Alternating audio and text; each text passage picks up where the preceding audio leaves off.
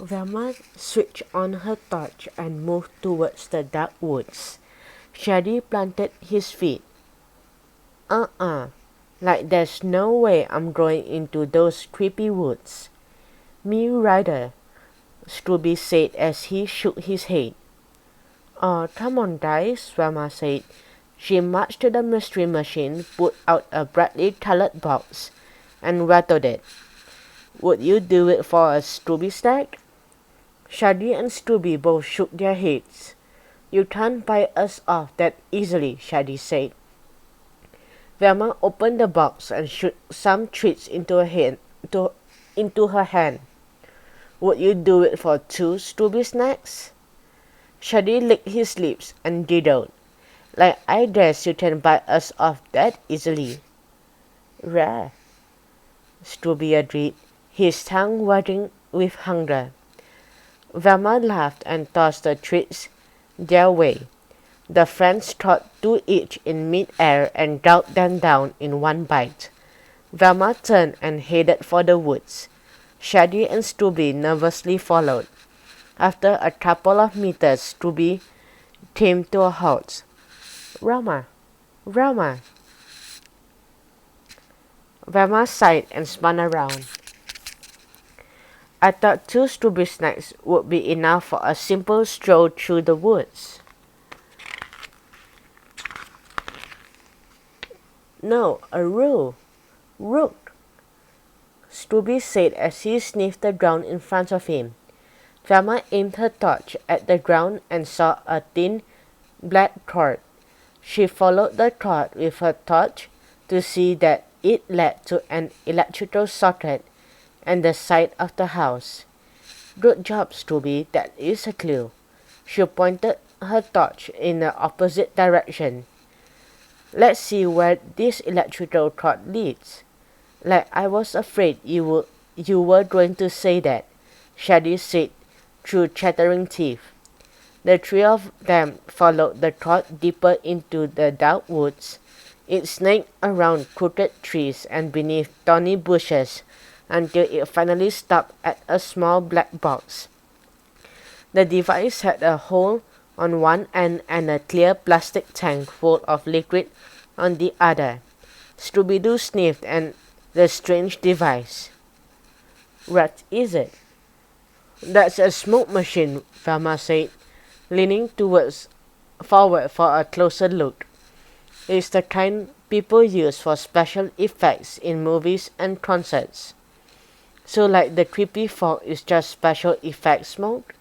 Shaggy asked. That's right, Velma agreed. She crossed her arms and grinned. And I think this case just got closer to being solved. Well, how do you like that, Stroop? Shaggy asked. He gave the smoke machine a kick. Nothing but special effect smoke. Poofed. A burst of smoke blasted from one end of the machine. Zoinks, Shady said as he stumbled backwards. He bumped into Velma, knocking her glasses to the ground. My glasses, Velma said as she dropped to the ground and felt the ground. I can't see a thing without my glasses. The smoke spread out, creating more eerie fog throughout the forest. Scooby-Doo began to whine and whimper. Like, what are you scared of, pal? Shady asked. We know it's just a special effects fog now. Not the rock, Scooby said. He pointed over Shady's shoulder. Rook. Shady turned and saw that the trees behind them suddenly grew angry faces in their thick bark. The trees stared down at them with piercing red eyes as they reached out with thin crooked tree branch arms. Oh no, Shady said with a gulp. 3 monsters. Fred and Daphne followed Batman as they searched the moonlit cornfield. They checked between row after row of tall cornstalks, but the masked men from the barn were nowhere to be found. They could be hiding anywhere in here, Fred said. We'll find them, Batman said as he searched. Or they'll find us. Fred gulped. I don't think I like the sound of that. Daphne stepped through a row to discover that a large part of the cornfield had been cleared. Rows of strange blue flowers grew there instead. Hey, check this out, she told the others. I think I found something. Fred and Batman stepped out of the corn and into the mysterious field of flowers. What kind of weird crop is this? Fred asked. The Dark Knight plucked one of the flowers from the ground and examined it. I don't know, Daphne said. She bent lower to give the flower a sniff. But they are very pretty. I wonder how they smell. I wouldn't do that if I were you, Batman told her. He dropped the flower. These are rare blue poppies. They give off a toxin that make people see things that aren't really there. Daphne's eyes widened as she backed away from the flower. Fred snapped his fingers. That explained all the lab equipment. And the creepy fog, Daphne added. I bet someone created a special fog out of these flowers. And it made us see the giant spiders, said Fred. Daphne put her hands on her hips and made Shady and Scooby see a giant bat. I think you're right, agreed Batman. Now we just need to find out who's behind all of this.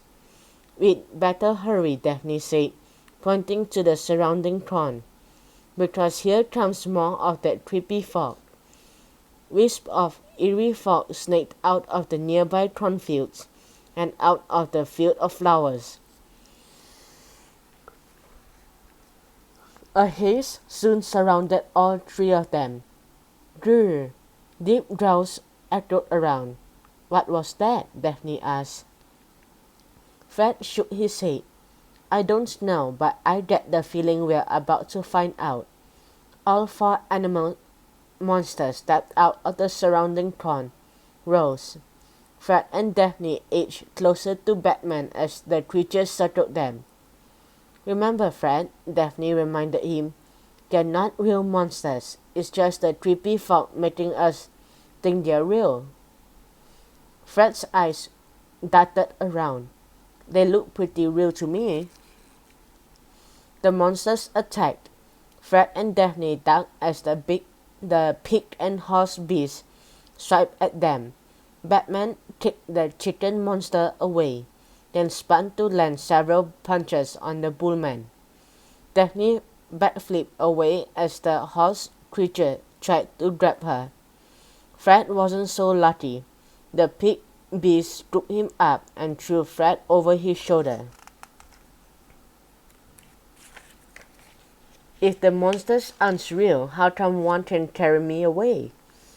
Fred asked as the beast hauled him into the surrounding corn. Help!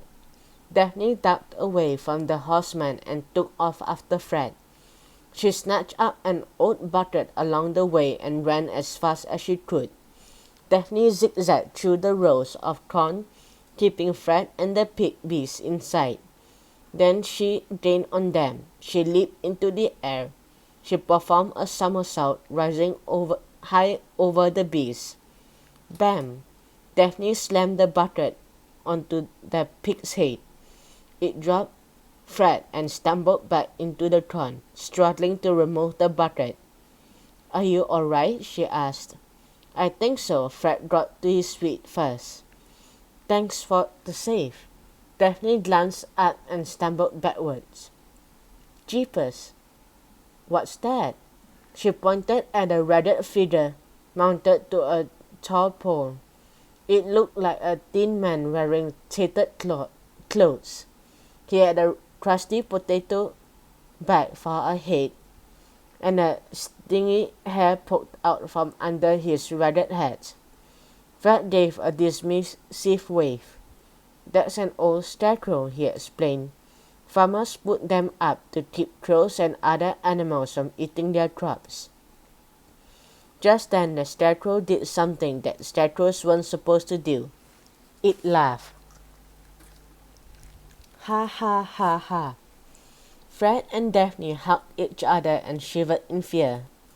It's not real, Fred, Daphne said.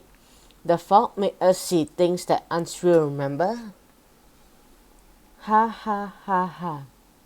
The statue laughed harder and then jumped down from the pole.